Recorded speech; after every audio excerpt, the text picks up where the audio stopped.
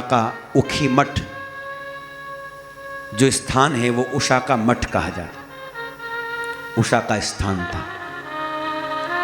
वो बाणासुर की भूमि कही जाती है। बाणासुर भगवान शिव का बड़ा भक्त था तो असुर लेकिन शिव का उपासक था, इसलिए भगवान शिव तो उसकी रक्षा के लिए हमेशा रहते थे।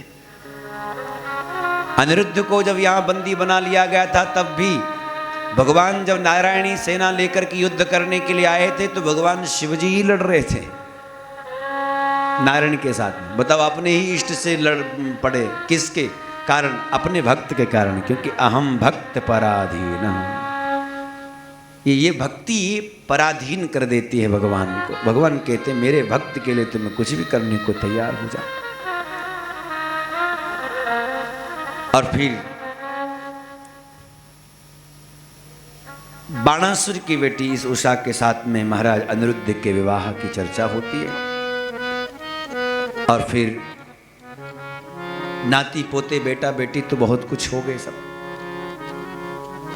नृग नाम के राजा के उद्धार के लिए भगवान जंगल में एक दिन जब गए थे तब अपने परिकरों अपने बच्चों के नाती पोतों के साथ पहुंचे थे। तब वहां गिरगिट बना हुआ नृग और उसको स्पर्श करते ही भगवान ने दिव्यता प्राप्त करा दी। और भगवान ने उसका परिचय जाना तो पता चला वो अपना परिचय क्या दे रहा है, नृगो नाम नरेंद्रो हम, मैं नृग नाम का राजा था पूर्व जन्म इक्ष्वाकु वंश में। मैं दान बहुत करता था। क्या दान करता था? गौदान, खूब गाय दान करता था। लेकिन एक बार भूल हो गई कि मेरे द्वारा दी गई जो गाय थी दान एक पंडित जी को, वो उनके गौशाला से खुल करके फिर से मेरे गौशाला में आ गए और फिर से मेरे से उससे मेरे द्वारा उसका फिर दान हो गया, मुझे तो पता नहीं चला।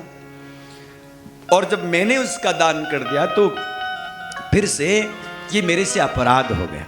दोनों पंडित जी आपस में मिल गए, ब्राह्मण देवता आपस में मिले कि उन्होंने कहा कि एक ने कहा मेरी गाय, दूसरे ने कहा मेरी गाय।